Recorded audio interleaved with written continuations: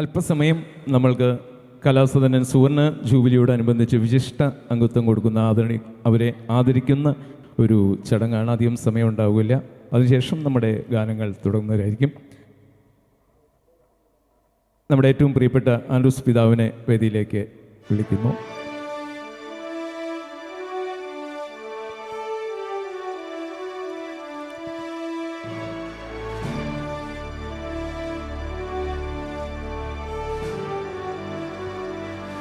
തൂങ്കുഴി പിതാവും അതുപോലെ തോമസ് കെഗൂർ ആർദ്രഭാവങ്ങളെ അങ്ങേയറ്റം തീക്ഷണമായി ആവിഷ്കരിക്കാൻ കഴിയുന്ന ഒരു ശബ്ദമാണ് ശ്രീ പി ജയചന്ദ്രൻ. അപാരമായ ഒരു ഭാഷാ സംസ്കാരം അദ്ദേഹത്തിനുണ്ട്. നിത്യഹരിത ഗാനങ്ങളിലൂടെ ജയചന്ദ്രൻ ജീവിക്കുന്നത്. പാട്ടുകൾ എഴുതിയവരെയും സംവിധായകരെയും പാട്ടിൻ്റെ പിന്നിൽ പ്രവർത്തിച്ചവരൊക്കെ ഹൃദയപൂർവ്വം ഓർമ്മിക്കുന്ന ഒരു ഗായകനും കൂടിയാണ് ശ്രീ ജയചന്ദ്രൻ. സംസ്ഥാന ഗവൺമെൻറ്റിൻ്റെ ഏറ്റവും മികച്ച ഗായകനുള്ള അംഗീകാരം 5 തവണ, അതിനുശേഷം നാഷണൽ അവാർഡ് ഏറ്റവും മികച്ച ഗായകനുള്ള അംഗീകാരം. ഇന്നും 18കാരൻ്റെ ചുറുചുറുക്കോടെ പാടിക്കൊണ്ടിരിക്കുന്നു. നിറസാന്നിധ്യമായി മലയാള ചലച്ചിത്ര ഗാനരംഗത്ത് ജയേട്ടൻ.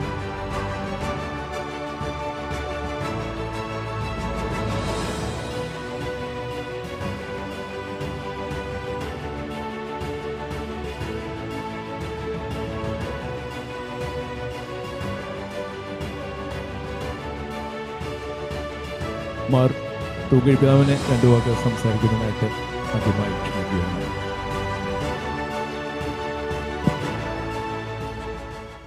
അഭിമന്യ താഴ്ത്ത പിതാവേ,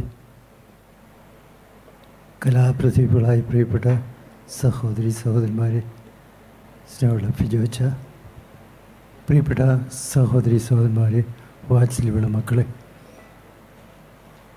കലാസദൻ സ്ഥാപിതമായിട്ട് 50 വർഷമാവുന്നു. നമ്മുടെ സ്നേഹമുള്ള ദിവ്യങ്കതനായ കുണ്ടുകുളം പിതാവാണ് അത് സ്ഥാപിച്ചത്. അദ്ദേഹം സ്വർഗത്തിലിരുന്നു കൊണ്ട് നമ്മുടെ ഈ പരിപാടി കണ്ട് ആനന്ദിക്കുകയും നമുക്ക് വേണ്ടി പ്രാർത്ഥിക്കുകയും ചെയ്യുന്നുണ്ട്. നമ്മുടെ ഈ കലാസദനെ വളർത്തുവാൻ അദ്ദേഹം ദൈവത്തോട് പ്രാർത്ഥിക്കുന്നു എന്നുള്ള വിചാരമാണ് എനിക്കുള്ളത്. കലാസദൻ ഉയർച്ചകളും താഴ്ചകളിലൂടെ മുന്നോട്ട് പോയിക്കൊണ്ടിരിക്കുന്നു. അടുത്ത കാലത്തായിട്ട് ഒരു നവോത്ഥാനത്തിൻ്റെ ശൈലിയാണ് ഇപ്പോൾ നമ്മൾ കാണുന്നത്. വളരെ ആവേശത്തോടെ മനോഹരമായ പരിപാടികൾ കലാസദനിൽ ഫിജോച്ചൻ്റെയൊക്കെ നേതൃത്വത്തിൽ നടത്തിക്കൊണ്ടിരിക്കുന്നു. അങ്ങനെ വലിയ നല്ലൊരു ഭാവി നമ്മളിപ്പോൾ കാണുകയാണ്. ഇവിടെ ഞങ്ങൾ കുറേ പേർക്ക് ഓണററി മെമ്പർഷിപ്പ് തന്ന് ബഹുമാനിക്കാൻ പോകുന്നു എന്ന് ഞങ്ങളെ അറിയിച്ചു. എനിക്ക് ഏറെ സന്തോഷമായി. അപ്രം പിതാവിനും അതുപോലെ MJ പ്രേമചന്ദ്രനും കീഴു തോമസിനും എനിക്കും വിശിഷ്ട പ്രത്യേകമായിട്ടുള്ള ഈ ഓണററി മെമ്പർഷിപ്പ് തന്നുകൊണ്ട് ഞങ്ങളെ ബഹുമാനിക്കാൻ തീരുമാനിച്ചെന്ന് അറിയിച്ചപ്പോൾ എനിക്ക് അതിന് പ്രത്യേകമായി അർഹതയുണ്ടെന്നൊന്നും തോന്നുന്നില്ല. എങ്കിലും ഈ വലിയ നല്ല മനുഷ്യരുടെ കമ്പനിയിൽ പെടുന്നല്ലോ എന്നോർത്ത് സന്തോഷ് ദൈവത്തിന് നന്ദി പറയുകയും ചെയ്യണം. എല്ലാവർക്കും ഈ കലാസംസ്കാര വേദിയുടെ ജൂബിലി മംഗളങ്ങൾ സ്നേഹപൂർവ്വം നേർന്നുകൊണ്ട് ഞാൻ പിതാവിനെ നമ്മുടെ തൃശ്ശൂരിൻ്റെ ഭാവഗായകൻ എത്രയോ 15,000-ലേറെ ഗാനങ്ങൾക്ക് ശബ്ദം നൽകിയുകൊണ്ട് ഇന്നും ആലാപനരംഗത്ത് നിറസാന്നിധ്യമായി നിൽക്കുന്ന ജയേട്ടനെ ആദരിക്കുകയാണ്. നമ്മുടെ ആൻഡ്രൂസ് പിതാവ് പൊന്നാട അണിയിച്ചുകൊണ്ട് നല്ലൊരു എല്ലാവരും ശരിക്കും എഴുന്നേറ്റ് നിന്ന് അദ്ദേഹത്തിൻ്റെ JC ഡാനിയൽ അവാർഡ് അടക്കം 5 നമ്മുടെ മലയാള സർക്കാരിൻ്റെ 5 അവാർഡുകൾ ഏറ്റവും മികച്ച ഗായകന്, അതുപോലെ തന്നെ ദേശീയ അവാർഡ് ഏറ്റവും മികച്ച ഗായകന്. നമ്മളെപ്പോൾ വിളിച്ചാലും നമ്മുടെ കൂടെ വരുന്ന ജയേട്ടൻ, ആർട്ടിസ്റ്റുകളെ ഒരുപാട് സ്നേഹിക്കുന്ന, എല്ലാവരെയും തൊട്ടറിയുന്ന ജയേട്ടൻ.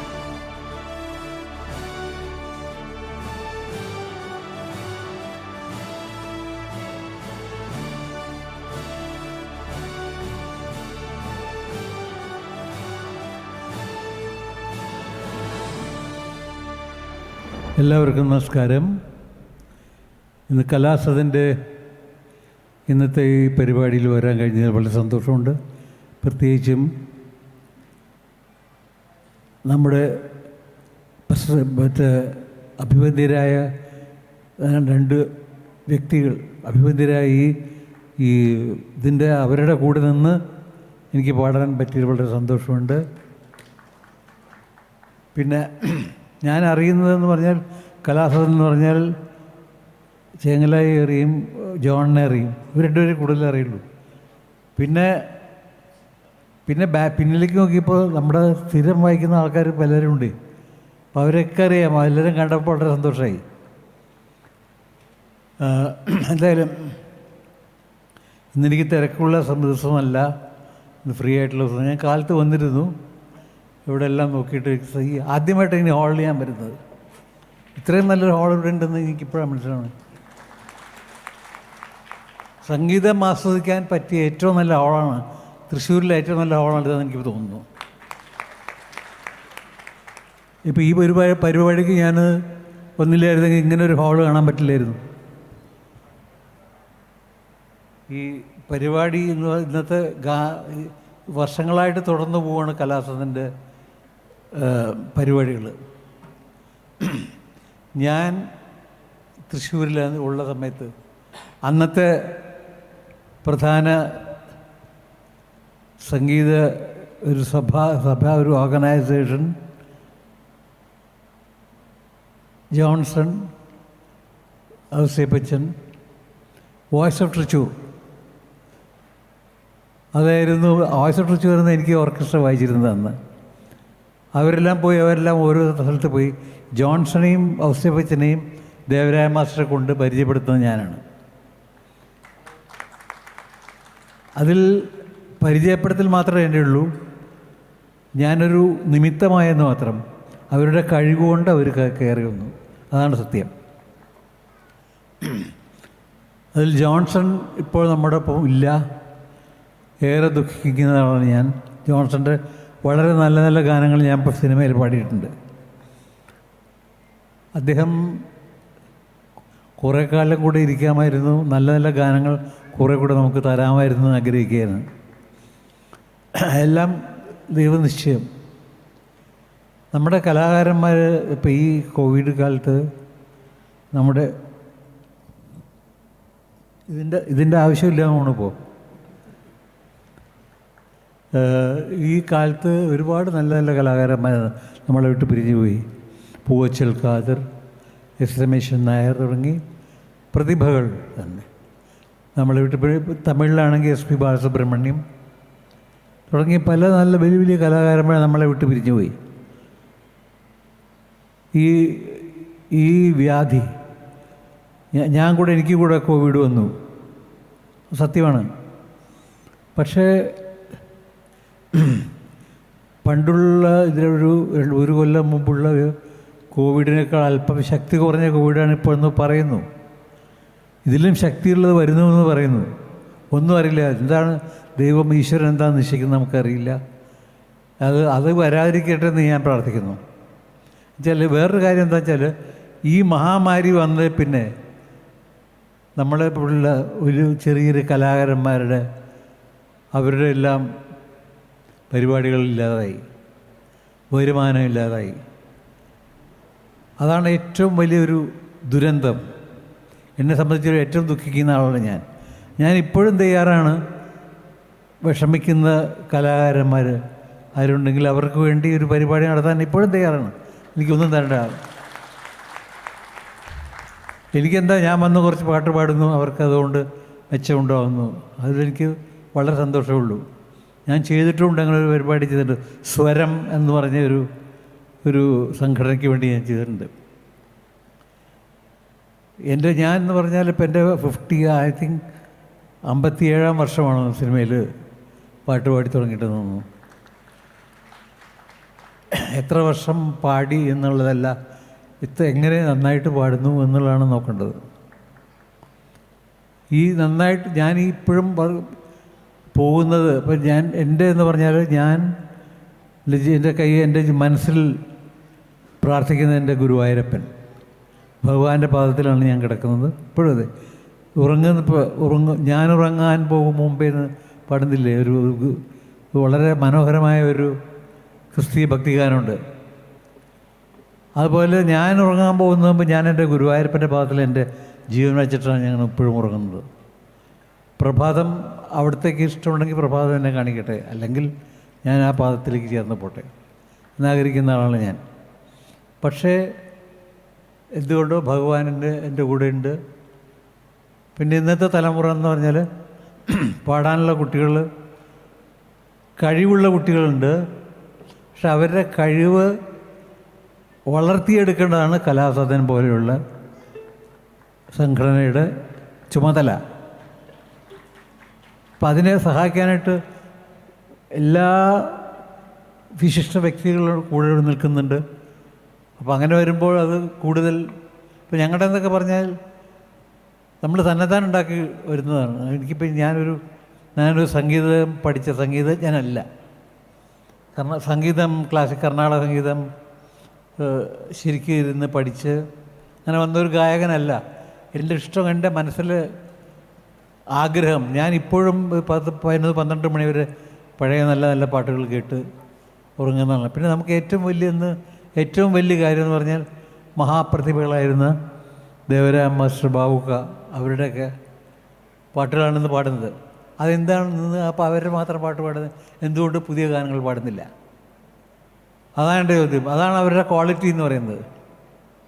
അവർ ചെയ്തിരുന്ന ഗാനങ്ങളുടെ ക്വാളിറ്റി എന്ന് പറയുന്നത് അതാണ്. ഇപ്പോൾ ഇന്നത്തെ പരിപാടിയിൽ ഏതെങ്കിലും ഒരു പുതിയ ഗാനം ലിസ്റ്റിൽ നോക്കിയപ്പോൾ ഞാൻ നോക്കിക്കഴിഞ്ഞപ്പോൾ ഒരു പുതിയ ഗാനം കാണുന്നില്ല, ഒറ്റ പുതിയ ഗാനമൊന്നുമില്ല. അതെന്താ കാരണം? അവരുടെ കഴിവ്. പിന്നെ ഞാൻ വർക്ക് ചെയ്ത music director, I think more than 106, 100, 126, 125 music directors, lyricist, musicians, ഇവരെല്ലാം കൂടെ വർക്ക് ചെയ്തുകൊണ്ട് ആ എക്സ്പീരിയൻസ് എനിക്ക് ആ എക്സ്പീരിയൻസ് ഉണ്ട്. അതുകൊണ്ടാണ് എനിക്ക് ഗാനങ്ങൾ ഇപ്പോൾ പാടാൻ പറ്റുന്നതെന്ന് എനിക്ക് തോന്നുന്നു. പിന്നെ ഈശ്വര സഹായം, ഈശ്വരൻ്റെ അനുഗ്രഹം കൂടെ. അടുത്തതായി ഇനിയിപ്പോൾ അടുത്ത പരിപാടിക്ക് നമുക്ക് കിടക്കാം. പ്രിയപ്പെട്ടവരെ, കലാസദൻ്റെ സുവർണ ജൂബിലിയോടനുബന്ധിച്ച് 4 വിശിഷ്ട വ്യക്തിത്വങ്ങൾക്ക് ഓണററി ഡയറക്ടർഷിപ്പ് നൽകി പ്രത്യേകം ആദരിക്കുന്ന ഈ അവസരത്തിൽ കലാസദൻ്റെ എല്ലാ ഭാരവാഹികൾക്ക് നിങ്ങൾക്ക് ഏവർക്കും പ്രത്യേകമായ വിധത്തിൽ അനുമോദനങ്ങളും ആശംസകളും നേരുകയാണ്. ഈ കലാസദൻ്റെ മുൻ രക്ഷാധികാരി ആയ നമ്മുടെ പ്രിയപ്പെട്ട 92 വയസ്സിലും ഇപ്പോഴും നന്നായി പാട്ട് പാടുന്ന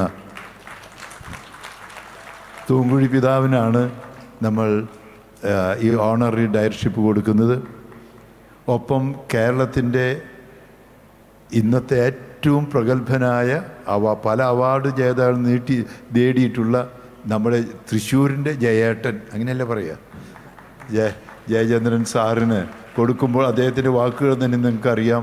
വലിയ അഭിമാനത്തോടെ തന്നെ തൂങ്കുഴി പിതാവിനോടൊപ്പം പ്രത്യേകിച്ച് ജയേട്ടൻ സാറിന് നിങ്ങളെല്ലാവരുടെയും അനുഭവത്തോടെ ഞാൻ ഈ അവാർഡ് കൊടുക്കുകയാണ്. മൂന്നാമത്തേത് നമ്മുടെ കലാസദന് ആരംഭം കുറിച്ച വ്യക്തിയാണ്. 50 വർഷങ്ങൾക്ക് മുമ്പ് ശ്രീ തോമസ് കൂഴി ഇപ്പോൾ അമേരിക്കയിലാണ്. എന്നാലും കുണ്ടുകുളം പിതാവിനോട് ചേർന്ന് 50 വർഷങ്ങൾക്ക് മുമ്പ് ആരംഭം കുറിച്ച തോമസ് കീഴൂരിന് നിങ്ങളെല്ലാവരുടെയും പേരിൽ അനുമോദനങ്ങളും ആശംസകളും നേരുകയാണ്.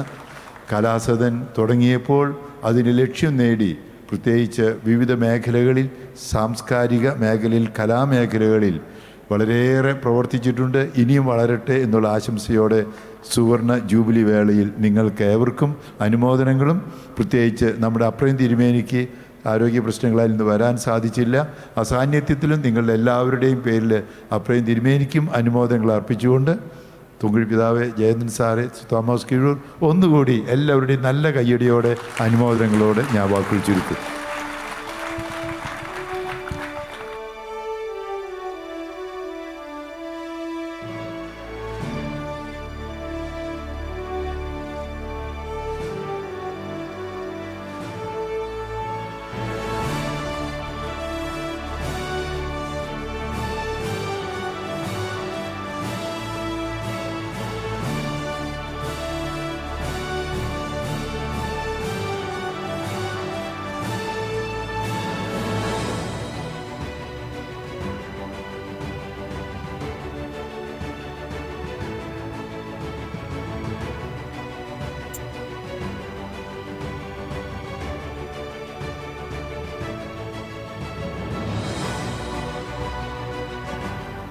അഭിവന്ദ പിതാക്കന്മാരെ, ജയചന്ദ്രൻ സാറേ, കലാഭവൻ കലാസദൻ ഭാരവാഹികളെ, സുഹൃത്തുക്കളെ, ഞാനിവിടെ നിൽക്കുമ്പോൾ ഈ അവാർഡ് എനിക്ക് തരണ്ടിയിരുന്നില്ല.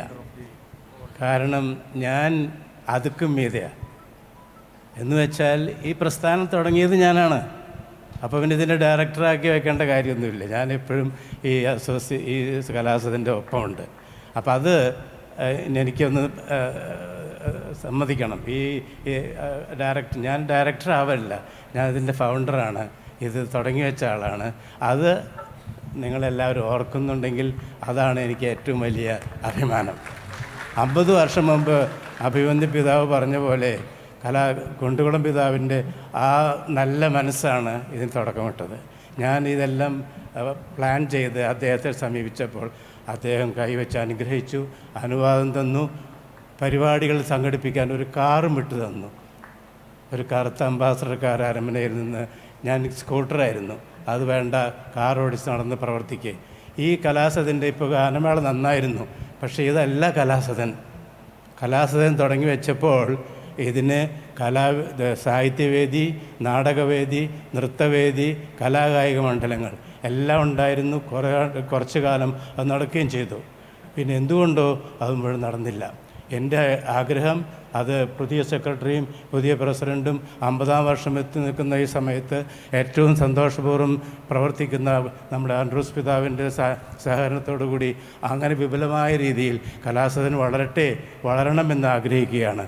അന്ന് ഒരു 60-ാം വർഷത്തെ ജൂബിലിക്ക് ഞാനുണ്ടെങ്കിൽ അന്ന് എനിക്ക് അഭിമാനപൂർവ്വം പറയാം കലാസദൻ വളർന്നുവെന്ന്. അതുകൊണ്ട് എൻ്റെ ആഗ്രഹം അതാണ്, കലാസദൻ വളരണം. അതിന് നിങ്ങളെല്ലാവരും പ്രവർത്തിക്കണം. Thank you.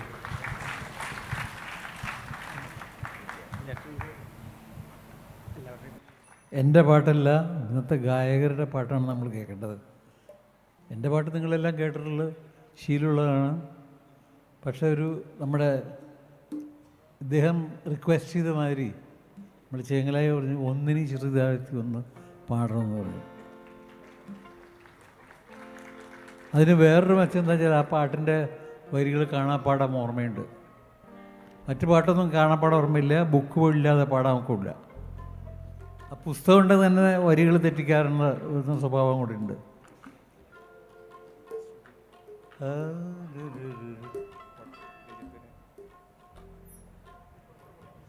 ആദ്യമായിട്ട് നമ്മുടെ എല്ലാ മ്യൂസിഷ്യൻസും നന്ദി പറയുകയാണ്. അവർക്കൊരു നീണ്ട കയ്യടി നിങ്ങൾ കൊടുക്കണം.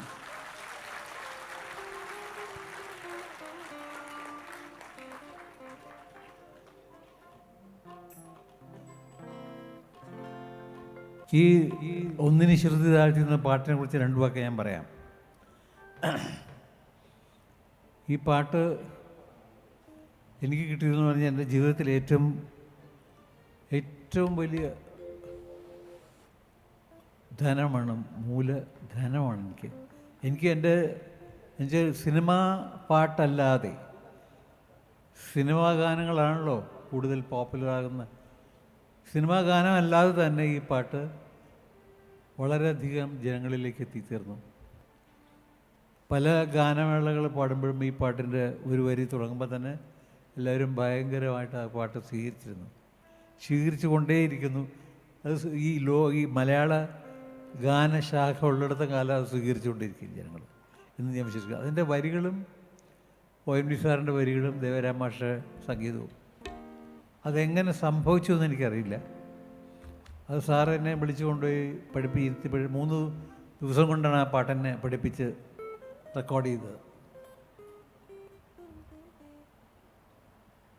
ഈ പാട്ടിനെ കുറിച്ച് പറയുമ്പോൾ ചെറിയൊരു സംഭവം ഞാൻ പറയാം.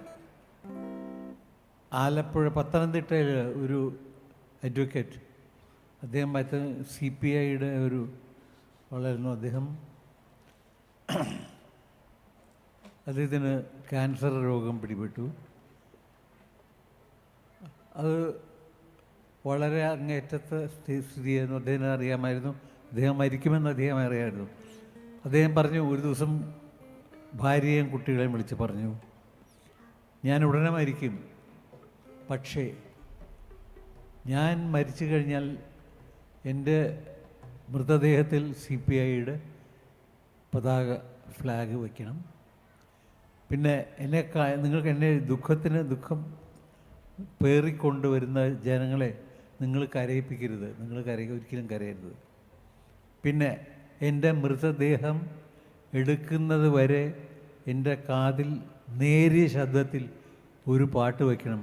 അതാണ് ഒന്നിന് ശ്രദ്ധ താഴ്ത്തി.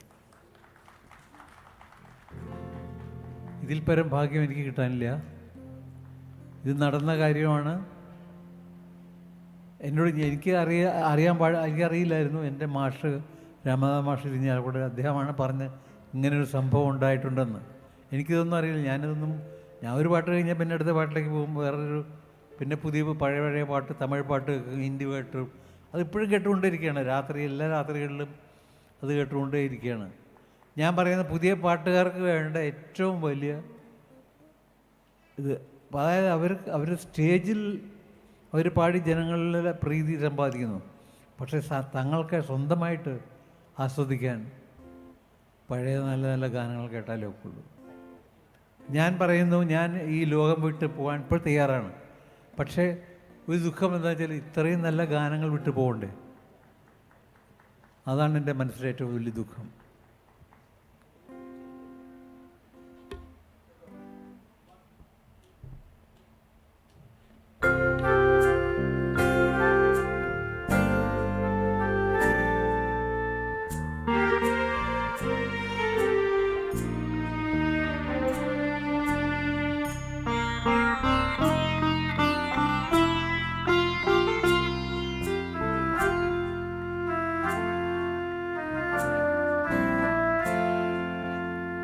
ഒന്നിനെ ശ്രുതി താഴ്ത്തി പാടുക പൂങ്കുയിലേ, എന്നോ മലുറക്കമായി ഉണർത്തരുതേ, എന്നോ മലുറക്കമായി ഉണർത്തരുതേ.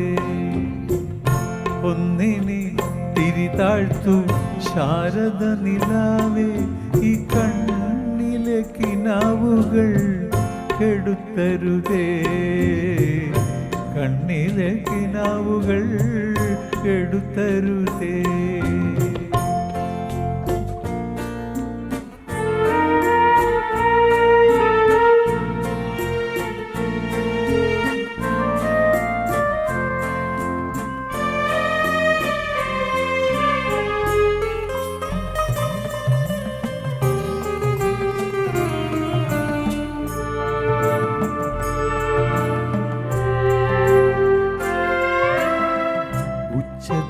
മെടിക്കൊല്ലേ നീ എൻ്റെ ഹൃദന്തമി, സ്വച്ഛശാന്തമിന്നോമൽ മയങ്ങിടുമ്പോൾ.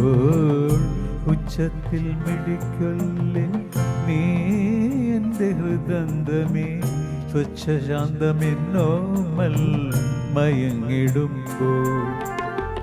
എത്രയോ ദൂരമെന്നോടൊപ്പം നടന്ന പദപത്മങ്ങൾ തരളമായി ഇളവേൽക്കുമ്പോൾ. എത്രയോ ദൂരമെന്നോടൊപ്പം നടന്ന പദപത്മങ്ങൾ തരളമായി ഇളവേൽക്കുമ്പോൾ. താരാട്ടിനു യാത്ര നിദ്രതൻ പടിവരെ, താമര മലർമിഴി അടയും വരെ. താരാട്ടിനു യാത്ര നിദ്രതൻ പടിവരെ, താമര മലർമിഴി അടയും വരെ. ഒന്നിനി ശ്രുതി താഴ്ത്തി പാടുക പൂങ്കുയിലേ, എന്നോ മലുറക്കമായി ഉണർത്തരുതേ, എന്നോ മലുറക്കമായി ഉണർത്തരുതേ.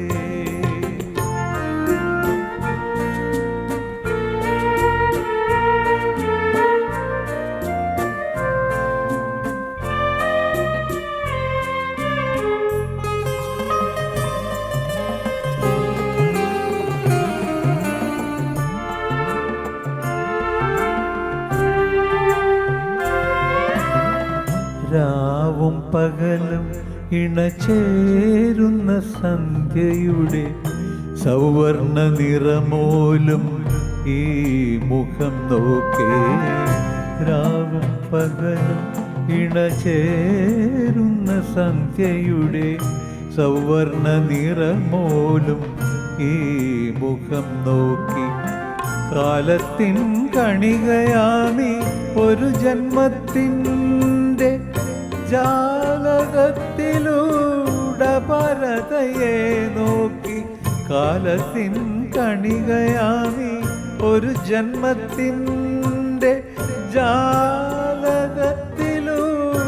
പരതയെ നോക്കി, ഞാനിരിക്കുമ്പോൾ കേവലാനന്ദ സമുദ്രമെൻ പ്രാണനിലല തല്ലി ആർത്തിടുന്നു. ഞാനിരിക്കുമ്പോൾ കേവലാനന്ദ സമുദ്രമെൻ പ്രാണനിലല തല്ലി ആർത്തിടുന്നു.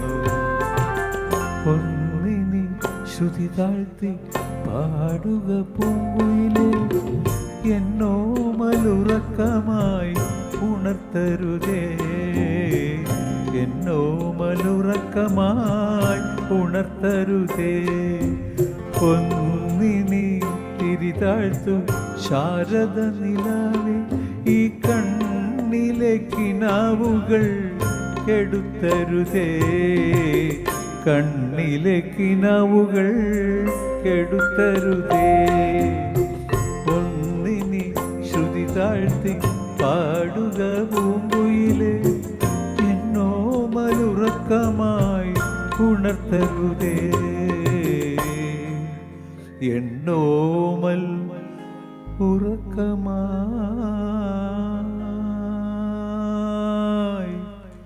ഉണർത്തരുതേ.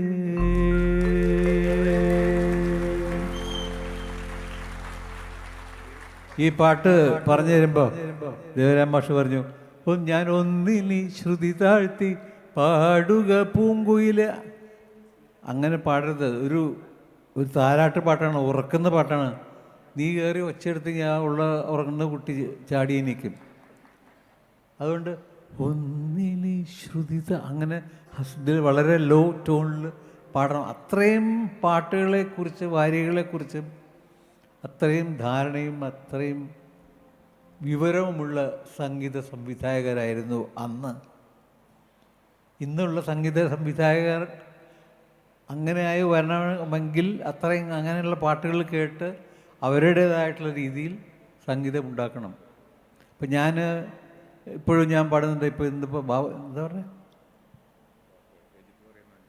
ബാബുക്കയെ കുറിച്ച് പറയാൻ എനിക്ക് ഒന്നുമില്ല.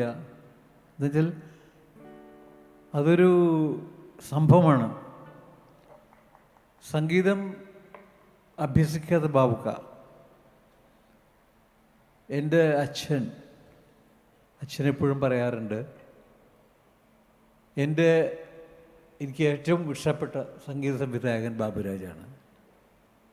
കാരണം എന്താണെന്ന് വെച്ചാൽ അത് പറയുന്ന ദക്ഷിണാമൂർത്തി സ്വാമിയുടെ പറയുന്നത്, സ്വാമി അദ്ദേഹത്തിൻ്റെ ഗാനങ്ങളെന്ന് പറഞ്ഞാൽ അദ്ദേഹം ഒരു പാവപ്പെട്ട മുസ്ലിം സമുദായത്തിൽ ജനിച്ച് വളർന്ന ഒരു കോഴിക്കോട്ട് വളർന്ന ഒരു സാധാരണ മുസ്ലിം ഗായകനാണ്.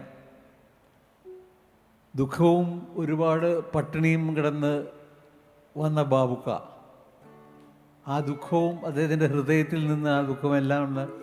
ആ ദുഃഖമാണ് ഹൃദയത്തിൽ നിന്ന് പുറത്തേക്ക് വരുന്നത്. അപ്പോൾ ആ ദുഃഖം അത് നമ്മളിലേക്ക് നേരിട്ട് നമ്മുടെ ഹൃദയത്തിലേക്ക് കയറും. ഇപ്പോൾ ദക്ഷിണാമൂർത്തി സ്വാമി ഇത് അവരൊക്കെ പണ്ഡിതന്മാരാണ്, സംഗീതത്തെക്കുറിച്ച് പഠിച്ച് ഒരുപാട് കാര്യങ്ങൾ. ഇതൊന്നുമല്ല, ഇത് ദൈവം കൊടുത്തതാണ്. അദ്ദേഹത്തിൻ്റെ ഓരോ ഗാനങ്ങളും ഇപ്പം ഞാൻ പാടിയത് മാത്രമല്ല, ഓരോ ഗാനങ്ങളും ഇപ്പോൾ ഇവിടെ പാടിയ പാട്ടുകളും എല്ലാ ഗാനങ്ങളും ഞാൻ അദ്ദേഹത്തിൻ്റെ കൂടെ 60-70കളിൽ താനൂർ, തിരൂർ, തിരുനാവായ സ്ഥലങ്ങളിൽ മെഹഫിലുകൾ അദ്ദേഹത്തിൻ്റെ കൂടെ പാടാൻ ഞാൻ പോകാറുണ്ടായിരുന്നു. ബാബുക്ക് ഹാർമോണിയം വായിച്ച് അങ്ങനെ ഒരുപാട് കാലങ്ങളുണ്ടായിരുന്നു. ഒരുപാട് എൻ്റെ ജീവിതത്തിലെ എക്സ്പീരിയൻസ് എന്ന് പറഞ്ഞാൽ തീരില്ല, അത്രയും എക്സ്പീരിയൻസ് ഉണ്ട് ഓരോ മ്യൂസിക് ഡയറക്ടേഴ്സിൻ്റെ കൂടെ. അപ്പം അതുകൊണ്ട് ഞാൻ പറയുന്നു, ബാബുക്ക ഒരു ബാബുക്കയുള്ളൂ, ഇനിയില്ല. ബാബുക്ക ഇപ്പോൾ സംഗീതം ചെയ്യാൻ ബാബുക്ക മാത്രമേ പറ്റുള്ളൂ. അത് ഹൃദയത്തിൽ നിന്ന് വരുന്നതാണ്. പിന്നെ ഒരു കോമ്പിനേഷൻ എന്ന് പറഞ്ഞാൽ ബാബുരാജ് പി ഭാസ്കരൻ കോമ്പിനേഷൻ, അതായിരുന്നു ഏറ്റവും നല്ല കോമ്പിനേഷൻ ആ കാലത്തെ. എത്ര പാട്ടുകൾ, ഇത്ര എല്ലാ പാട്ടുകളും എനിക്ക് ഹൃദയസ്ഥമാണ്. അവർ എല്ലാ ബാബുക്കട മാത്രമല്ല, എല്ലാ സംഗീത സംവിധായകരെയും എല്ലാ പാട്ടുകാരുടെയും, തമിഴാകട്ടെ ഹിന്ദി ആവട്ടെ, എല്ലാം എനിക്ക് ഹൃദയസ്ഥമാണ്. എല്ലാം പാടാൻ പാട്ട് കേട്ട് ഞാൻ ആസ്വദിക്കാറുണ്ട്. അതുകൊണ്ട് ഞാൻ പറയുന്നു, ബാബുക്ക എന്ന് പറഞ്ഞാൽ ഒരു ബാബുക്ക നമുക്ക് കിട്ടുള്ളൂ. ഇവർ രണ്ടുപേരുമായിരുന്നു മലയാള സിനിമയുടെ ഏറ്റവും വലിയ കൂടുതൽ ഗാനങ്ങൾ. ബാബുരാജ് ചെയ്താൽ ദേവരാജൻ ചെയ്യും, ദേവരാജൻ ചെയ്താൽ ബാബുരാജ്, അങ്ങനെ ആയിരുന്നു ആ കാലഘട്ടം അന്നത്തെ. അതെല്ലാം കഴിഞ്ഞ് ഇന്നത്തെ കാലഘട്ടത്തിൽ വന്നു. പക്ഷേ എനിക്ക് ചെറിയൊരു അഭ്യർത്ഥനയുണ്ട്. ഇന്നത്തെ ഗായികമാരും പഴയ പാട്ടുകൾ കേൾക്കണം. ഇവിടെ നിങ്ങൾ പഴയ പാട്ട് അവതരിപ്പിക്കുന്നുണ്ട്. ഇവിടെ അവർ ആ പാട്ടുകൾ പഠിച്ച് ഇവിടെ പാടുന്നു. അവർക്കൊരു പുതിയൊരു പാട്ട് പറഞ്ഞു കൊടുത്ത് അവരെങ്ങനെ പാടും? അവിടെയാണ് ഞാൻ പാടി പതിഞ്ഞ പാട്ടുകൾ എന്ന് പറഞ്ഞാൽ നല്ല നല്ല ഗാനങ്ങൾ വളരെ കാര്യം.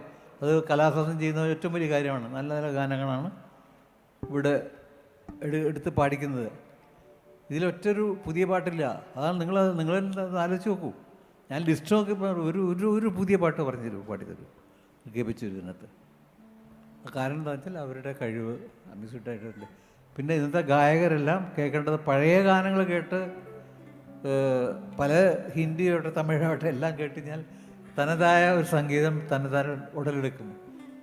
അങ്ങനെ ഞാൻ സംഗീതം അഭ്യസിക്കാതെ അങ്ങനെ അഭ്യസിച്ച പാട്ടുകളാണ് ഞാൻ എൻ്റെ ഹൃദയം ആ പാട്ടുകൾക്ക് നൽകും.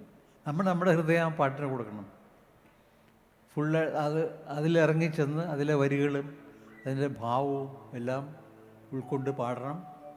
അതിന് കലാസദൻ പോലെയുള്ള സംഘടനകൾക്ക് കഴിയും. അതിപ്പോൾ നിങ്ങൾക്ക് പ്രോഗ്രാം നടക്കണമെങ്കിൽ സ്റ്റേജിൽ ഈ പോപ്പുലർ സോങ്സ് പാടിയില്ലെങ്കിൽ പറ്റില്ല, ജനങ്ങൾ സമ്മതിക്കില്ല. അതെനിക്കറിയാം. പുതിയ പാട്ടുകൾ പാടാൻ പറഞ്ഞപ്പോൾ ഈ പാട്ടുകളല്ലെങ്കിൽ സമ്മതിക്കില്ല. പക്ഷേ നല്ല നല്ല ഗാനങ്ങൾ പാടി പഠിപ്പിക്കാൻ നിങ്ങളെ നല്ല സംഘടനകൾക്കൊക്കെ പറ്റും. ഈ പാട്ടുകാരെ ഇരുത്തി പഴയ നല്ല പാട്ടുകൾ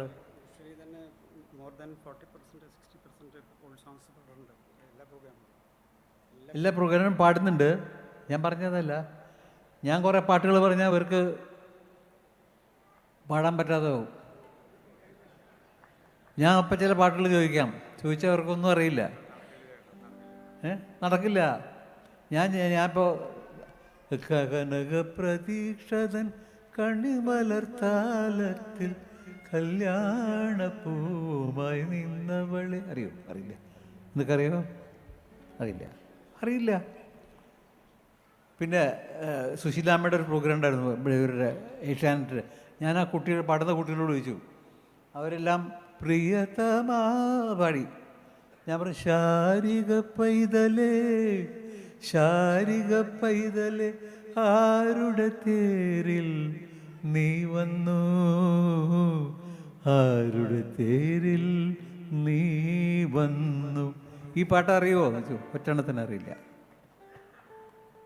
അതാണ് ഞാൻ പറഞ്ഞത്, പല പാട്ടുകളും നല്ല നല്ല ഗാനങ്ങൾ ഇങ്ങനെ നഷ്ടപ്പെട്ടു പോകുന്നുണ്ട് നമ്മുടെ.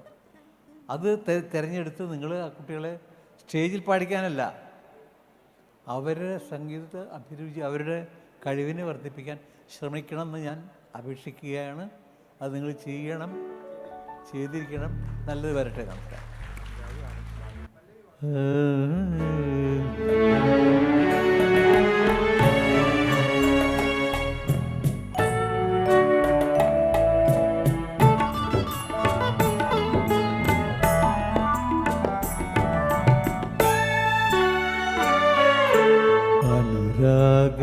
ഗാനം പോലെ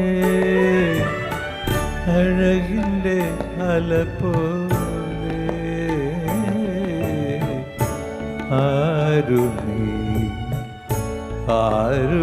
നീ ദേവതേ. അനുരാഗാനം പോലെ അഴകിൻ്റെ അല പോലെ ആരു നീ ആരു നീ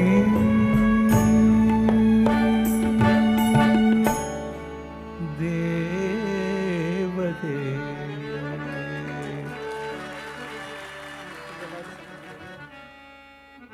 ഓരോ പ്രോഗ്രാമിലും ഞങ്ങളുടെ ആദ്യകാല വയലിനിസ്റ്റായിരുന്ന ശ്രീ TR ഔസേപ്പിനെ വേദിയിലേക്ക് ക്ഷണിക്കുകയാണ്. സ്നേഹ കൈത്താങ് എന്ന രീതിയിൽ ഞങ്ങളെല്ലാവരും സഹായിക്കുന്ന ഒരു ഇതാണ് TR ഔസേപ്പ്. ജയേട്ടൻ്റെ കൂടെയൊക്കെ ജയേട്ട വായിച്ചിരുന്നതാണ് ഔസേപ്പ്. നമ്മുടെ ആദ്യകാലം 30 വർഷം മുമ്പൊക്കെ കലാസൻ്റെ ഓർക്കസ്ട്രയിൽ വായിച്ചിരുന്ന ആർട്ടിസ്റ്റാണ്.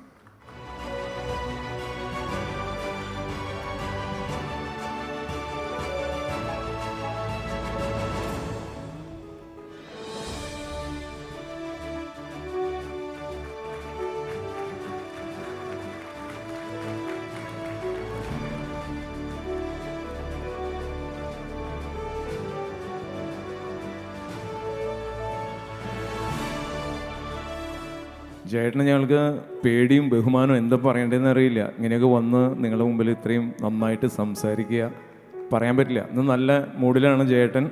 വലിയ സന്തോഷം. നല്ലൊരു കൈയ്യടി എല്ലാവരും കൊടുക്കുക. കലാസൻ ജോയിൻറ്റ് സെക്രട്ടറി ബാബു കവലക്കാടിനെ നന്ദി പറയുന്നതിനായി വേദിയിലേക്ക് ക്ഷണിക്കുന്നു. നന്ദി ഒരു 2 വാക്കിൽ അവസാനിപ്പിക്കാം. കാരണം പ്രോഗ്രാം നമുക്ക് തുടങ്ങുന്നുണ്ട്. അപ്പോൾ നമ്മളുടെ തൂങ്കിഴി പിതാവ് ഞങ്ങൾക്കൊരു പിതൃനിർവിശേഷമായ ഒരു സ്നേഹമാണ് തന്നുകൊണ്ടിരിക്കുന്നത്. നമ്മളിപ്പോൾ 50 കൊല്ലം സഞ്ചരിച്ച് വരുമ്പോൾ ചില പീരീഡിൽ നമ്മളതിൻ്റെ ഒരു ഗ്രാഫ് വരയ്ക്കുകയാണെങ്കിൽ ചില ആളുകളുടെ പീരീഡിൽ അത് ഭയങ്കര സ്റ്റീപ്പായിട്ട് പോകും. അങ്ങനെയുള്ള ഒരു കാലഘട്ടത്തിൽ കൂടെയാണ് നമ്മൾ കടന്നു പോകുന്നത്. അദ്ദേഹത്തിന് ആദ്യമായി ഞങ്ങളുടെ എല്ലാ ആർട്ടിസ്റ്റുകളുടെ പേരിലും ഞങ്ങളുടെ ഒരു കുടുംബത്തിൻ്റെ ഒരു പിതാവ് എന്നുള്ള നിലയ്ക്ക് ഞങ്ങൾ അദ്ദേഹത്തിന് നന്ദി പറയുന്നു, പിതാവിനോട്. പിന്നെ ഞങ്ങളുടെ ഏറ്റവും വലിയ ഒരു ഇന്നത്തെ ഒരു അനുഗ്രഹം എന്ന് പറയുന്നത് നമ്മളുടെ ഒരു സ്വകാര്യ അഹങ്കാരമായ ജയേട്ടൻ ഇവിടെ വന്ന് നമ്മളുടെ ഈ വേദി അനുഗ്രഹിച്ചു എന്നുള്ളതാണ്. അദ്ദേഹത്തിനെ പോലെ ഒരാളെ ഇന്നത്തെ ദിവസം, അതും കറക്റ്റ് നമ്മളിതൊരു മാസം മുൻപ് പ്ലാൻ ചെയ്ത പ്രോഗ്രാമാണ്. അതിലേക്ക് ഈ ഡേറ്റിലേക്ക് അദ്ദേഹത്തിന് കിട്ടിയെന്നുള്ളത് അതിലേറെ ഒരു അനുഗ്രഹമായിട്ട് ഞങ്ങൾ കണക്കാക്കുന്നു.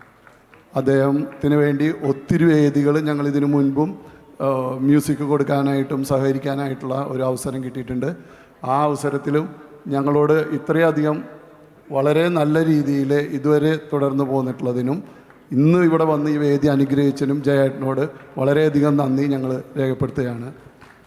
നമ്മുടെ തൂങ്കുഴി പിതാവ് കുണ്ടുകുളം പിതാവിൻ്റെ നെക്സ്റ്റ് ഇതായിട്ട് വന്നിട്ടുള്ളതാണ്. അദ്ദേഹം അത് കണ്ടിന്യൂ ചെയ്യുന്നതിനും ഞങ്ങൾക്ക് വേണ്ട എല്ലാ മാർഗനിർദ്ദേശങ്ങളും തന്ന് അദ്ദേഹം ഒരു ഗായകനാണ്. ഞങ്ങളുടെ ഈ വേദി ധന്യമാക്കി തീർത്തതിനും ഞങ്ങൾക്ക് അദ്ദേഹത്തിന് ഇങ്ങനെ ഒരു ആദരം കൊടുക്കാൻ സാധിച്ചതിലും ഞങ്ങൾ ദൈവത്തിനോടും അതിനൊപ്പം അദ്ദേഹത്തിനോടുമുള്ള നന്ദി ഞങ്ങൾ ഈ വേദിയിൽ പ്രകാശിപ്പിക്കുകയാണ്.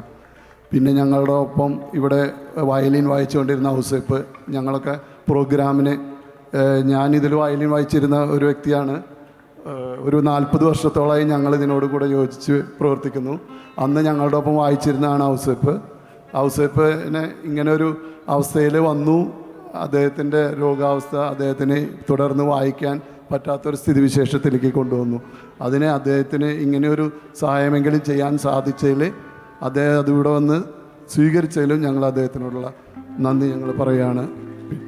പിന്നെ ഞങ്ങൾക്ക് ഏറ്റവും പറയാനുള്ളത് തോമസ് കീഴൂർ സാറ് ഞങ്ങളുടെ ആദ്യത്തെ സെക്രട്ടറിയാണ്, കലാസദൻ സെക്രട്ടറിയാണ്. അദ്ദേഹത്തിന് ഇവിടെ വന്ന് അദ്ദേഹമാണ് ഞങ്ങൾ ഒരു 14 ഓൺലൈൻ പ്രോഗ്രാം ഇതിനിടയ്ക്ക് നമ്മൾ ചെയ്തിട്ടുണ്ട്. ആ ഓൺലൈൻ പ്രോഗ്രാം ചെയ്തത് പ്രോഗ്രാമിന് വേണ്ടിയല്ല നമ്മൾ ചെയ്തത്, നമ്മളുടെ ആർട്ടിസ്റ്റുകൾക്ക് ഒരു റെമ്യൂണറേഷൻ കൊടുക്കാനായിട്ടുള്ള ഒരു അവസരം ഉണ്ടാക്കിയതാണ്. ഓരോ പ്രോഗ്രാമും ഓരോരുത്തരാണ് ഇതുപോലെ ഞങ്ങളോട് സഹകരിച്ചത്. അതിൽ തോമസ് കീഴൂർ സാറ് അമേരിക്കയിലായിരുന്നു. അവിടെ നിന്ന് ഞങ്ങൾക്ക് വേണ്ട ആ പ്രോഗ്രാമിൻ്റെ മുഴുവൻ ഫണ്ടും ആ ഒരു പ്രോഗ്രാമിൻ്റെ അദ്ദേഹമാണ് ഞങ്ങൾക്ക് സ്പോൺസർ ചെയ്തത്. ആ ഒരു നന്ദിയും ഞങ്ങൾ അദ്ദേഹത്തിനോട് രേഖപ്പെടുത്തുന്നു. ഇവിടെ വന്ന് അത് സ്വീകരിച്ചതിനും അദ്ദേഹത്തിനുള്ള നന്ദി രേഖപ്പെടുത്തുന്നു. എല്ലാവർക്കും ഈ സദസ്സിലിരിക്കുന്ന ഓരോരുത്തർക്കും നന്ദി പറഞ്ഞുകൊണ്ട് ഞാൻ നിർത്തുന്നു.